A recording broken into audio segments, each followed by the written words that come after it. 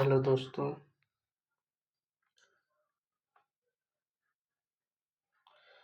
Error हो गया था यार, मैंने वीडियो रिकॉर्ड की और वो सेव नहीं हुई और मेरी मेहनत सारी की सारी डांड चली गई। तो अब मैं फिर से रिकॉर्ड कर रहा हूँ, तो लिखूंगा तो नहीं मोस्टली, लेकिन फिर भी मैं कोशिश करूँगा ज़्यादा से ज़्यादा समझाऊँ। जैसे हम लोग स्टार्ट कर रहे हैं relation and function chapter one mathematics class 12 की। हम लोगों ने रिलेशन एंड फंक्शन को काफ़ी अच्छे से देखा। फंक्शन में मेरा आखिरी टॉपिक है composition function and inverse functions या इन्वर्टिबल फंक्शंस। जैसा कि हम लोग देख रहे हैं कि डिफिनेशन में लिख रखा है F A to B and G B to C two function दे रखा है। Then composition F and G denoted by G compose F या F compose G both are defined. लेकिन यहाँ पे कंपोज जी नहीं डिफाइंड है क्योंकि जी का कोडोमेन एफ के डोमेन के इक्वल नहीं है, तो फंक्शन नहीं डिफाइंड है। लेकिन हम यहाँ पे एक एग्जाम्पल जैसे आप लोग देख रहे हैं, यहाँ पे हम लोग एक एग्जाम्पल लिए हैं जो कि domain and codomain both are valid है। That is G compose and F compose दोनों डिफाइन हो जाते हैं। इमेजेस में देख सकते हैं X goes to image of F of X, then F of X goes to image G compose F of X and this image is called the G compose F हो जाती है। जैसे कि हम लोग एग्जांपल देख सकते हैं, कोई फंक्शन है 2 3 4 5 2 3 3 4 5 given function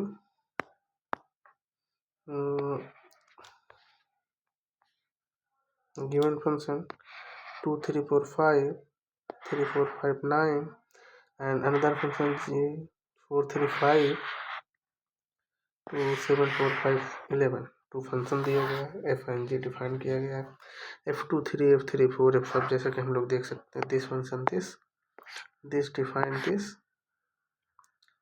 and and this function define this and given function ये हम देख सकते हैं जी कंपोज इज वैलिड है, लेकिन एफ कंपोज जी वैलिड नहीं है। क्यों नहीं वैलिड है?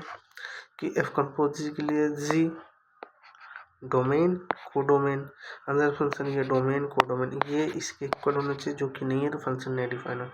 M compose is x not valid, that is cross लगाया गया एक्स ना समझ लेना, नहीं वैलिड है, नहीं वैलिड है ना, नहीं वैलिड है। अब हम फंक्शन में क्या कह रखा है कि हमारा जी कंपोज एफ निकालना है। जी कंपोज एफ निकालने है, क्या क्या वैल्यू, एफ की वैल्यू कितनी है 2 3 4 5, तो कितनी वैल्यू निकालेंगे 3 4। एफ की वैल्यू 2 3 4 5 निकालेंगे। जैसे यहाँ पे एफ ऑफ 2 हम लोगों ने निकाल रखा है ना, and f of 2 equal to क्या दे रखा है 3 दे रखा है, देन 7 पुट कर दिया। एंड जैसे जी कंपोज एफ ऑफ 3 निकालेंगे, एफ ऑफ 3 की वैल्यू क्या दे रखा है 4 दे रखा है, तो हम जी कंपोज 4 जी ऑफ 4 लिख दिए, 7 वैल्यू आ गई क्योंकि जी ऑफ 4 7 यहाँ पे दे रखा है।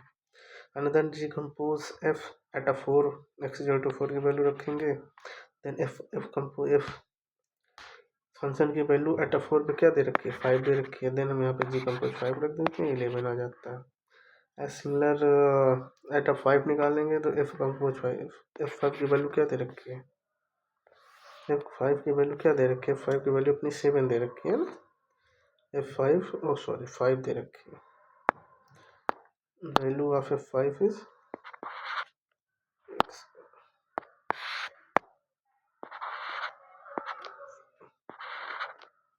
5 दे रखी है, then F of 5 is two 5 आ गया अपना, दैट इज जी ऑफ 5 क्या दे रखी है, जी ऑफ 5 11 दे रखी है, देन 11 आ गया, है ना, इजिली से। अनदर एग्जांपल हम लोग देखते हैं, find G compose F and F compose G part 2 R R G two. हम यहाँ पे देख रहे हैं function G and F and G का both domain and codomain real number है, इसलिए हमारा G compose F and F compose G both are defined हो जाते हैं, that is very defined not defined at point हो जाते हैं। And function F of x हमारा साइन एक्स दे रखा है, नहीं कॉस एक्स दे रखा है, जी ऑफ एक्स 3x स्क्वायर दे रखा है। पहले तो हमें एफ कंपोज जी कंपोज एफ निकालना है, देन हमें चेक करना है दोनों इक्वल नहीं है। F compose G means F compose G at X. F composition of G of X. F of G of X. F G of X 3x square function में F के function में x की जगह 3x square रख दिया, फिर cos 3x square value आ गया, ये मेरा हो गया F of G। G of F क्या हो जाता है, G compose F of X G cos x 3 cos x square हो जाती है, क्योंकि जस्ट हम लोग यहाँ पे x की वैल्यू cos x पुट कर देते हैं, देख सकते हैं हम लोग इजीली देख सकते हैं कि if compose G and G compose F equal नहीं है then it is a valid। And another definition हम लोग देखते हैं इन्वर्टिबिलिटी की, फंक्शन कब इन्वर्टिबल होता है नहीं होता, या इनवर्स एग्जिस्ट करता है कि नहीं करता। इसके लिए क्या देखते हैं, function X to Y is defined to be invertible if there exist a function G F X to Y be a function if there exist unique, inverse unique होता है G Y to X such that G F compose the IY, F compose the identity function of Y, G compose of identity of X। Identity of Y means Y is equal to Y जाना चाहिए, identity of X means X is equal to X जाना चाहिए, that function is identity function हो जाती है ना। And एक हम लोग स्टार्टिंग में फंक्शन के डिफिनेशन देखेंगे, वन वन एंड टू देख चुके हैं। तो यदि function one one and to that is bijective, यदि फंक्शन बाइजेक्टिव होता है तो इन्वर्टिबल होता है, यदि इन्वर्टिबल होता है तो बाइजेक्टिव होता है, दोनों वन वन करस्पॉन्डेंस होता है, दोनों definition both are equivalent definition होती है। एंड यदि फंक्शन एग्जिस्ट करता है एंड दिस प्रॉपर्टी सेटिस्फाई करती है, देन हम लोग कहेंगे, क्या कहेंगे, जी को डिफाइन करेंगे एफ इनवर्स। एफ इनवर्स क्या ले रहे हैं, function of inverse of that function written like F inverse, है ना। अब हम लोग नेक्स्ट एग्जांपल देखते हैं, फंक्शन दे रखा है natural number to Y, Y be a function, F be a function defined F of X four X plus three.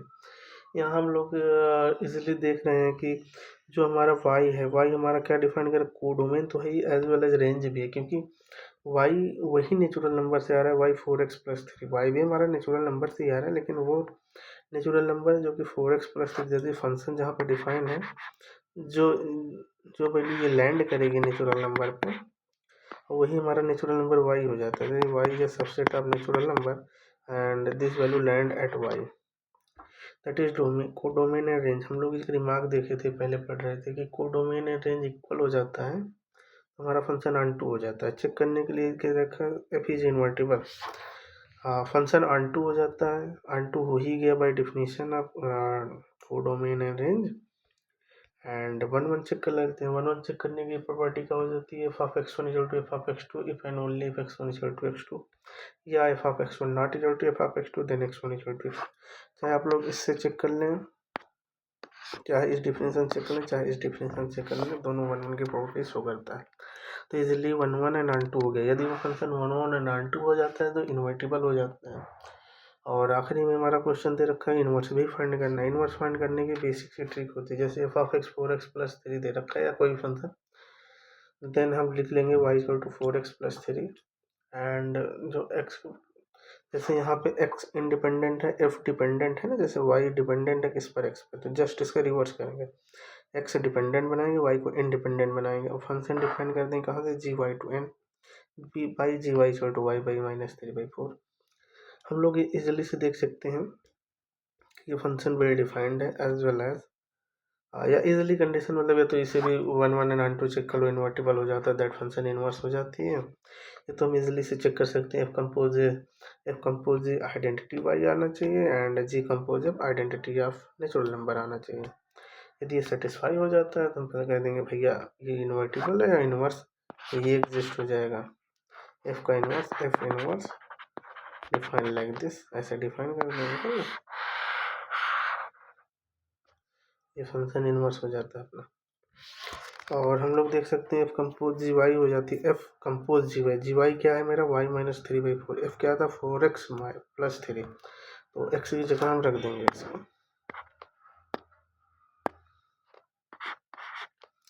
Four Y minus three by four, Y minus three, four to four cut गया, minus plus cut गया, only Y, identity of Y बन गया। G compose F, X क्या था, four X plus three, G four X plus three, Y four X plus three minus three four, that is cancel out, only identity, that is function is a invertible and inverse is exist like that.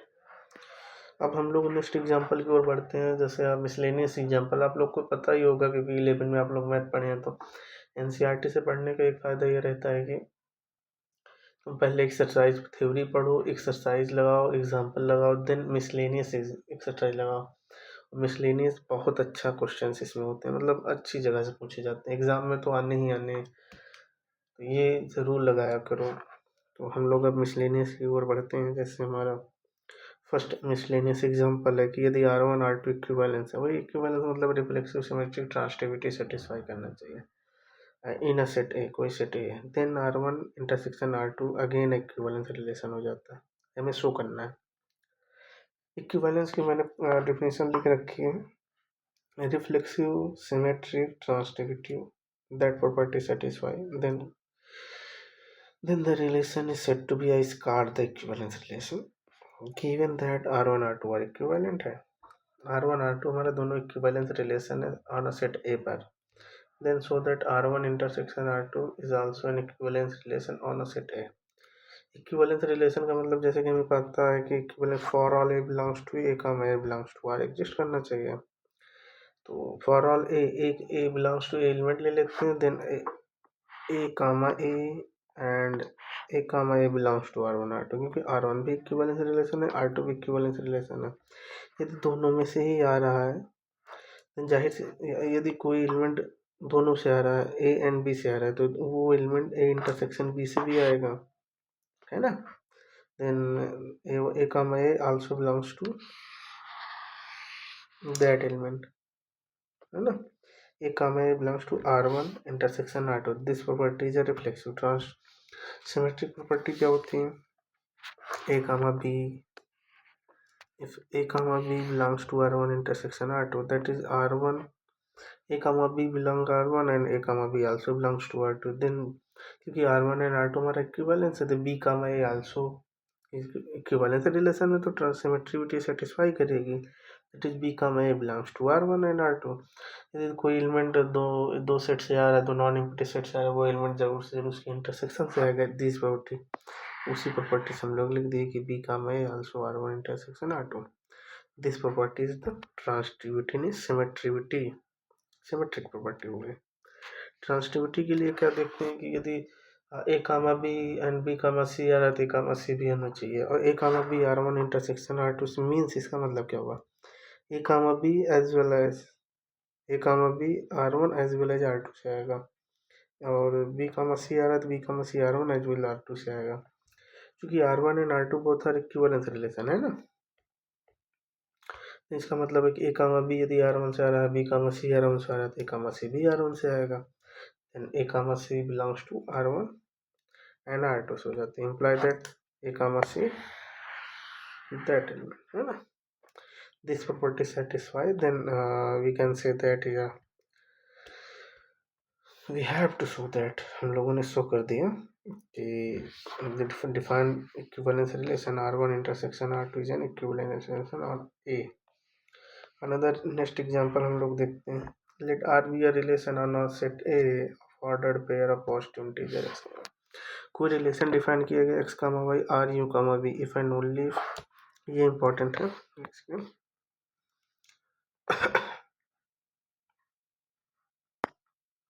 x है ना, x mapping to v, कि x comma v है ना, x mapping to v, x comma v and y another y mapping to y, है ना। कहने का मतलब इसका फर्स्ट कोऑर्डिनेट, इसका लास्ट कोऑर्डिनेट, इसका फर्स्ट कोऑर्डिनेट, इसका लास्ट कोऑर्डिनेट डिफाइन है, ये इक्वल है, देन सेटिस्फाई होना चाहिए। तो हम रिफ्लेक्सिव के लिए X comma Y and X comma Y दो एलिमेंट ले लिए, तो X Y and Y X both equal हो जाते हैं, तो easily satisfy, it is a reflexive. Transitivity X comma Y U comma B imply that X V Y U, इसके लिए हम लोग देख सकते हैं कि U comma Y just convert U comma Y equal to V comma X, U V, है ना, as similar, that is first coordinate, that is last coordinate, this is the last coordinate, this is the first coordinate, that function is a transitivity as well as it is a symmetricity and transitivity, sorry this is a this transitivity, oh, sorry यार गलती से निकल जा रहा है मुझसे, ये हमारा हो गया सिमेट्री, ये हमारा ट्रांसटिव। ट्रांसटिव के लिए क्या हो जाता है कि X comma Y U comma दो एलिमेंट बिलोंग्स टू दैट, ये इंटरेस्टिंग है थोड़ा सा, X comma Y U comma B आ रहा है, U comma B A comma B, इसका मतलब हो गया X V Y U equal हो गया, इसका मतलब यू वी ए इक्वल हो गया। अब हम एक्स में A by U A by U दोनों तरफ ए बाई यू डिवाइड कर दिया, कोई दिक्कत नहीं है क्योंकि A and U both are non zero, क्योंकि डिविजिबिलिटी तभी सेटिस्फाई होगी अदरवाइज नहीं होगी। X comma B V by V का क्यों लिखा, क्योंकि यहाँ से हम ए बाई वी, यहाँ से A by U equal to B by V use कर सकते हैं, तो वन पार्ट में बी बाई वी ट्रांसफर कर दिया और आर एच एस में सेम टू सेम रहने दिया, वी टू वी ये कट जाएगा, ये कट जाएगा। Then X B equal to Y A, X B Y A मतलब X first coordinate, B last coordinate, A first coordinate, Y second coordinate, that is this properties are transitivity, then complete relation is an equivalence relation, है ना। Another question की ओर हम लोग बढ़ते हैं। Given function let X 1 2 3 4 something set दिए गए 1 to 9 तक, R1 हमारा रिलेशन दिया है इन एक्स में, गिवन R1 मतलब ऐसा दो पेयर ऑफ एलिमेंट उठाओ जिसका डिफरेंस है मल्टीपल ऑफ 3 होना चाहिए। अनदर रिलेशन दे रखा है कि X comma Y pair of element उठाओगे 2 1 4 7 से आ जाए, 2 5 8 से आ जाए, 3 6 9 से आ जाए। यहाँ इंपॉर्टेंट है कि 1 4 9 इसका मतलब क्या है, 1 4 7 2 5 9 2 5 8 3 6 9, यहाँ पे ये ऑब्जर्व करो ऐसा सेट बना रहा है कि डिफरेंस बिटवीन टू एलिमेंट्स और या तो 3 है, डिफरेंस या तो 3 है या मल्टीपल ऑफ 3 है ना, या तो 3 है क्योंकि 7 minus 1 6 1 minus 7 minus doesn't matter, only difference, क्योंकि 7 माइनस 1 माइनस 6 ओके वैलिड है, 1 माइनस 7 माइनस 6 वैलिड है, तो so that both relation are equal. तो हम लोगों ने सेट थ्योरी में देख रखे हैं कि A equal to B means A is a subset of B and B is a subset of A, and so कर सकते हैं कि कोई एलिमेंट उठा लो ए का, यदि एलिमेंट हो जाए बी का तो is a subset of B, कोई एलिमेंट बी का है उसे उठा लो ए का, जैसे कि डिफिनेशन मैंने देख रखी है।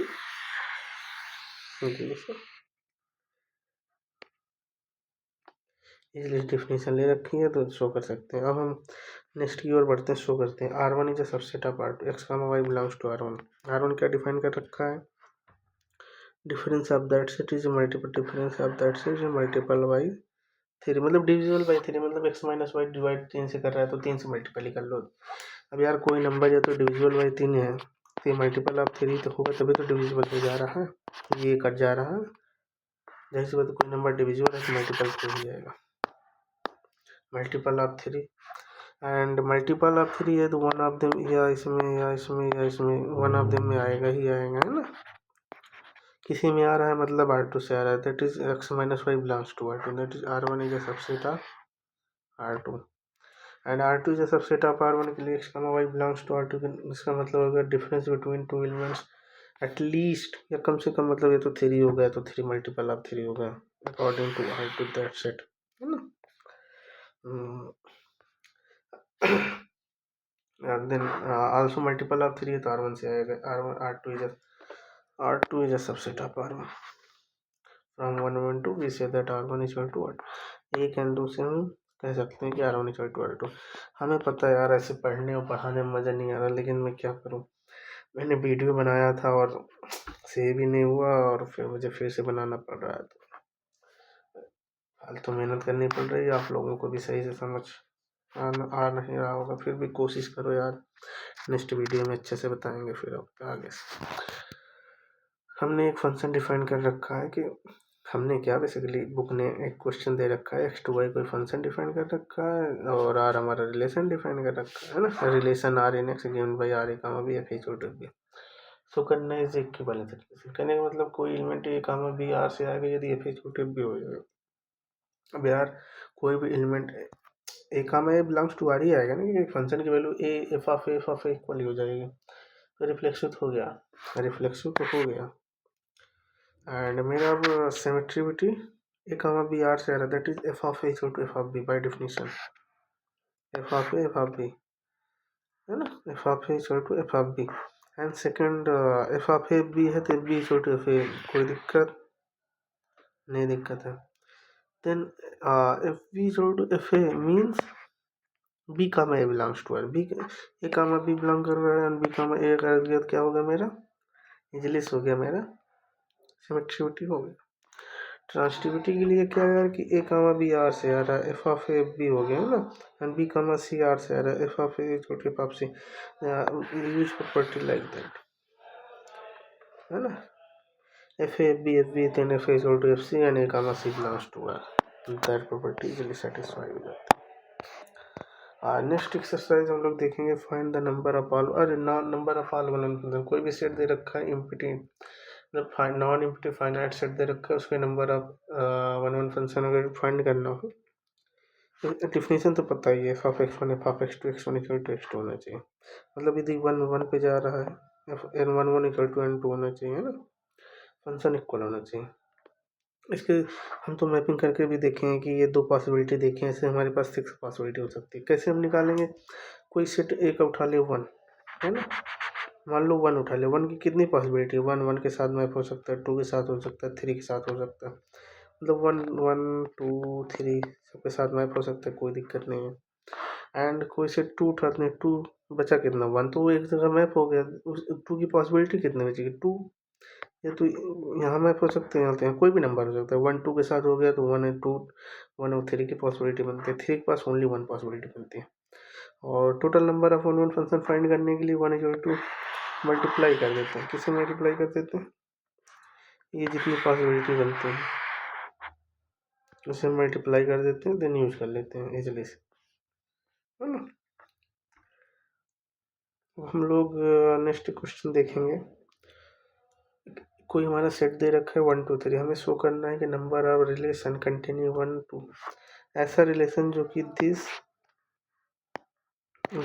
एंड दिस को कंटेन कर रहा है, वो हमारा रिफ्लेक्सिव होना चाहिए, ट्रांसिटिव होना चाहिए, लेकिन सिमेट्री नहीं होना चाहिए, इंपॉर्टेंट, सिमेट्री नहीं होना चाहिए। यदि सिमेट्रिक ऐसा रिलेशन बताओ, टोटल नंबर ऑफ रिलेशन बताओ जो कि 1 कामा 2 2 कामा 3 को कंटेन करे, सेमी रिफ्लेक्सिव हो, ट्रांसिटिव हो, लेकिन सिमेट्री ना हो, तो मिनिमम सेट कैसे बनाएंगे भैया। रिफ्लेक्सिव के लिए आप लोग तो शुरू से मेरे वीडियोस देख रहे होंगे, तो ये क्वेश्चन बहुत इजीली से कर लेंगे क्योंकि हमने बहुत अच्छे से बता रखा है। रिफ्लेक्सिव के लिए आर पेयर मिलनी चाहिए, तो 1 कामा 1 2 कामा 2 3 कामा 3 आना ही चाहिए, फर्स्ट रिलेशन R1 मैंने डिफाइन कर रखा है। दूसरा 1 कामा 2 2 कामा 3 उठा के रख लो क्योंकि ये तो कंपलसरी दे रखा है क्वेश्चन में ही। अब हम R1 को चेक कर लेंगे, हमारा रिफ्लेक्सिव है, रिफ्लेक्सिव तो है क्योंकि ये एलिमेंट आ जा रहा है, रिफ्लेक्सिव गया। ट्रांसिटिव के लिए क्या 1 कामा 2 आ जा रहा है, 1 कामा 2 एंड 2 कामा 2 आ रहा है, 1 कामा 2 2 कामा 2 आ जा रहा है, ठीक है। तो हम देख सकते हैं कि 1 कामा 2 2 कामा 2 आ रहा है, तो 1 कामा 2 भी आना चाहिए, दैट एलिमेंट सेटिस्फाई। 2 कामा 3 आ रहा है, 3 कामा 3 आ रहा है, देन 2 कामा 3 आना चाहिए, दैट एलिमेंट इटसेल्फ हो जाए, ट्रांसिटिविटी सेटिस्फाई हो गया।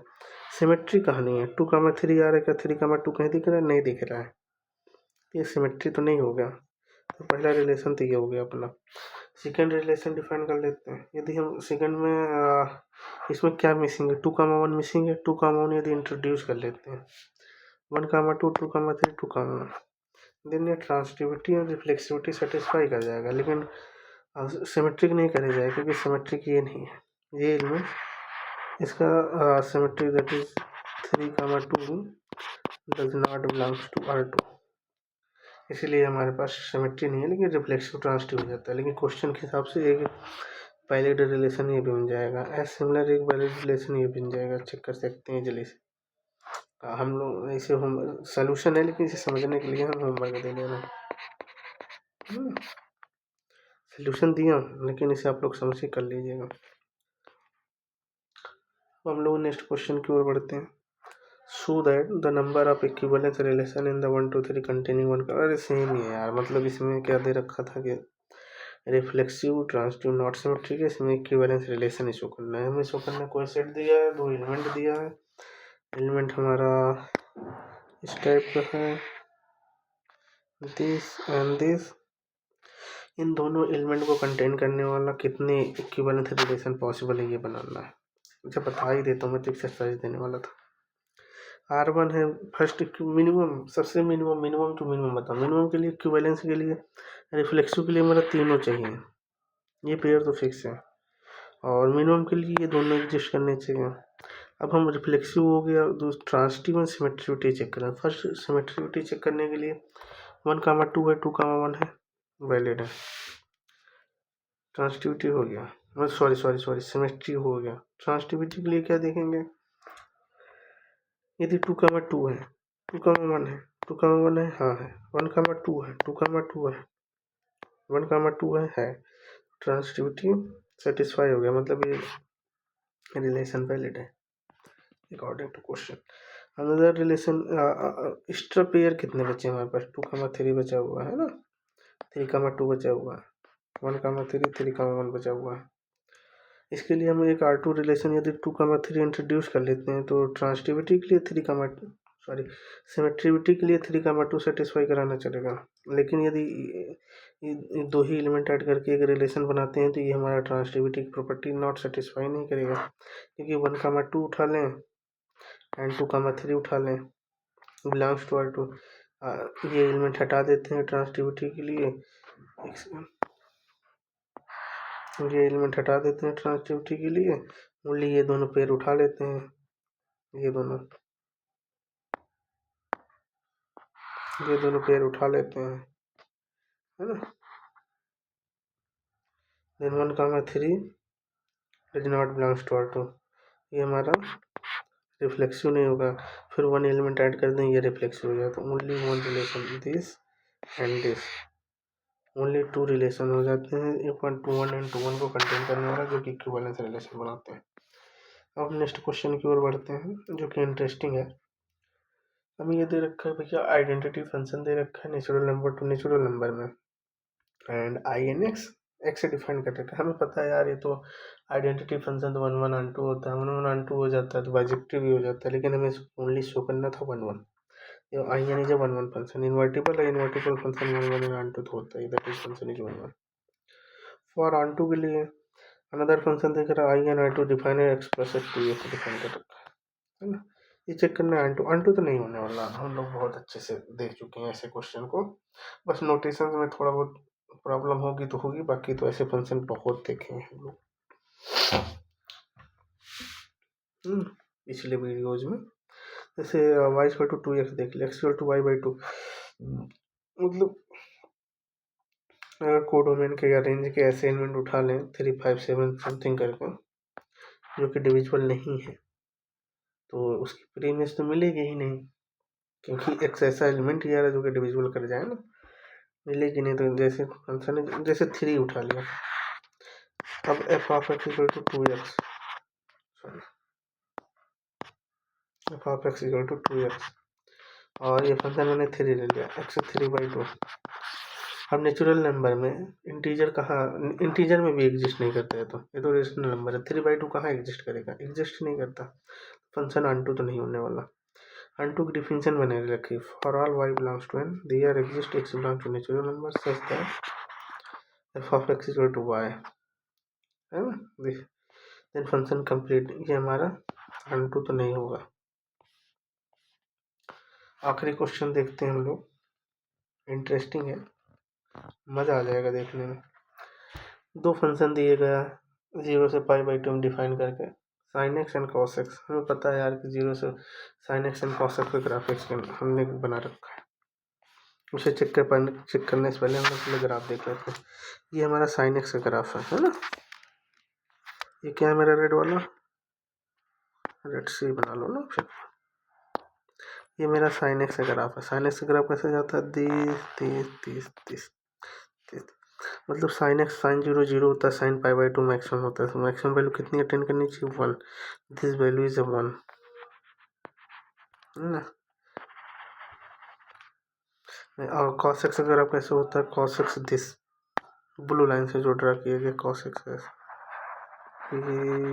ये एंड दिस ऐसे जाता है, cos x ग्राफ हो गया। cos 0 1 होता है, cos π/2 0 होना चाहिए, मतलब sin x maximum at a π/2 cos x minimum at a π/2। Minimum क्या, एज अ इंटरवल 0 to π/2 जैसे डिफाइन कर रहे हैं उसमें, नहीं तो फिर माइनस प्लस में चला जाता है, तो 0 से 2π के बीच में, वो अदर क्वेश्चन हो गया, तो उसकी कोई बात ही नहीं है। हम लोग यहाँ पे थे, ग्राफ तो देख ली साइन एक्स कॉस एक्स का। हमें ये चेक करना है कि दोनों फंक्शन 1 1 है। ग्राफ चेक करने के लिए 1 1 40 ऐसे कोई फंक्शन जा रहा है एक्स, कोई फंक्शन का ग्राफ खींच लो ऐसे, है ना, ऐसे, और एक्स एक्सिस के पैरेलल में एक लाइन खींच लो। यदि कोई फंक्शन एक्स एक्सिस के पैरेलल में कोई लाइन को 2 बार कट कर रहा है तो जाहिर सी बात है दिस वैल्यू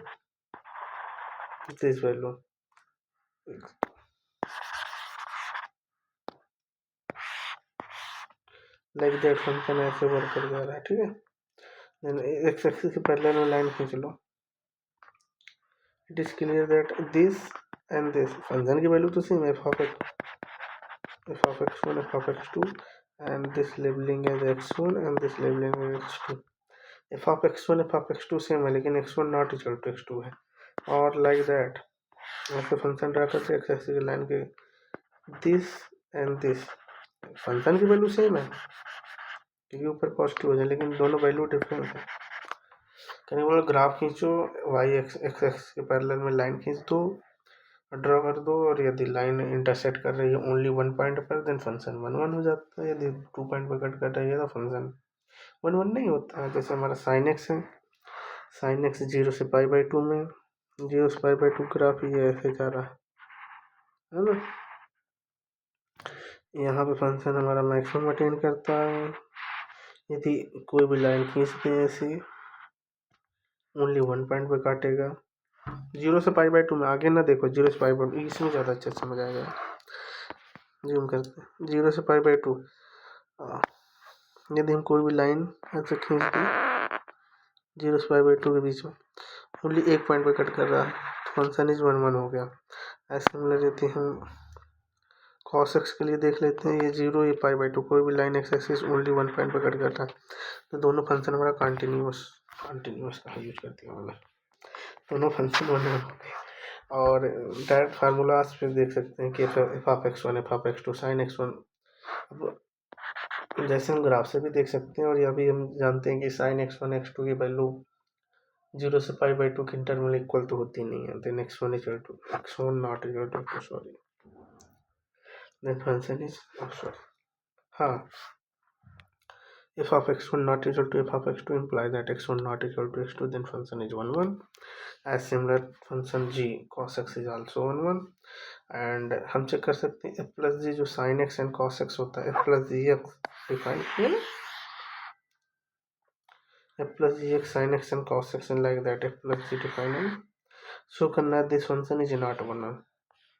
तो डिफिनीशन से हम लोग देख कर सकते हैं कि f प्लस जी 0 ऐसा पॉइंट चुनो जैसे 0 पे cos 0 1 होता है, साइन 0 0 होता है, वैल्यू 1 अटेन कर लिया है ना। एंड π/2 पे फंक्शन वैल्यू 1 अटेन कर लिया। हम देख रहे हैं कि फंक्शन वैल्यू इक्वल है, both are equal but this is not equal, sorry this is equal and this is equal, function value equal है लेकिन this point and this point not equal है ना। 0 not equal to π/2 function is not 1 1। और हम लोग यदि graph खींच लेते हैं, ग्राफ ड्रा करते हैं sine x plus cos x, graph कैसे गया, sine x plus cos x का ऐड होगा ना यार, क्योंकि देखो यहाँ पे साइन एक्स 0 वैल्यू है, कॉस एक्स मैक्सिमम अटेन करेगा तो 0 पे 1 हो जाएगा। π/2 पे कितनी है, π/2 0 0, फंक्शन की वैल्यू 1 होगी 1 होगी। यहाँ पे ये मैक्सिमम क्यों जा रहा है ये ऑब्जर्व किए, एट दिस पॉइंट पे इस पर मैक्सिमम क्यों जा रहा है,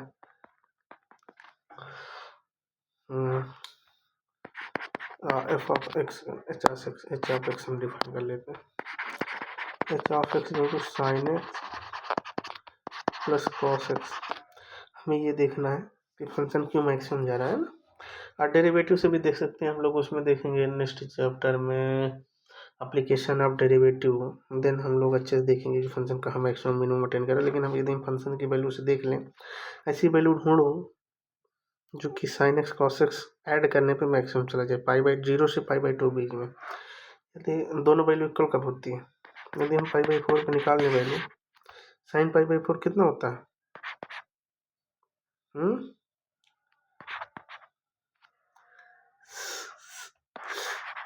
साइन π/4 कितना होता है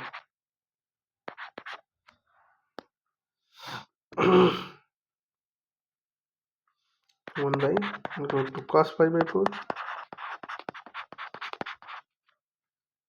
√2/3 √2/3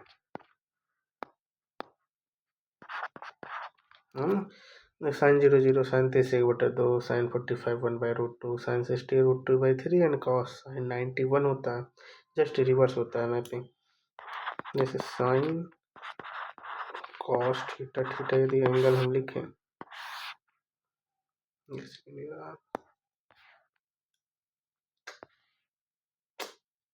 स्पेस नहीं है, जैसे हम लोग बता चुके हैं। मतलब ये मैक्सिमम वैल्यू अटेंड करेगा, इसका ऐड कितना आएगा, हम ये देख रहे हैं। ये मैक्सिमम वैल्यू कितनी है, ये 1 है, ये 1.5 है, 1.5 से हल्की छोटी है, तो 1/√2 √2/3 1/√2 वैल्यू कितनी है 1.414, तो √0.7 क्या रटा वैल्यू नहीं याद है, सॉरी दोस्त, मुझे यार वैल्यू नहीं याद आ रही है। ये मैक्सिमम अटेंड करेगा बस, है ना, वेरी इजी हो जाएगा। और जैसे हम लोग देख सकते हैं ग्राफ से, यदि हम कोई भी लाइन खींच दें 0 से π/2 में, क्योंकि π/2 ये कोई भी लाइन ऐसे खींच दें, ये हम देख रहे हैं कि इसमें 2 पॉइंट पे कट कर रहा है, या तो ऐसे ही लाइन खींच दे, दिस एंड दिस पॉइंट पे कट कर रहा है, तो this value and this value both function same हो जाती है। ये 0 एंड 1 के बीच में खींच देते हैं, फिर फंक्शन की वैल्यू सेम हो जाती है। जैसे हम लोग यहाँ पे देख लें, एक लाइन ऐसे ड्रा करते हैं, this value and this value same है, and but 0 not equal to pi, but value is π/2. Function is not a 1 1. अब हम लोग नेक्स्ट वीडियो में इसका मिसलेनियस की एक्सरसाइज देखेंगे हम लोग। इसमें तो ओनली एग्जांपल ही देखे थे, और यार इसमें थोड़ी सी मिस्टेक ये हो गई थी, मैंने वीडियो रिकॉर्ड किया लेकिन वो सेव नहीं हुई, और जिसकी वजह से मुझे फिर से बनानी पड़ी, और मैंने मोस्टली चीज़ें लिखी थी, ऐसे ही बोल के बता दिया। तो नेक्स्ट वीडियो में अच्छे से हम लोग देखेंगे, और आज के लिए बस इतना ही।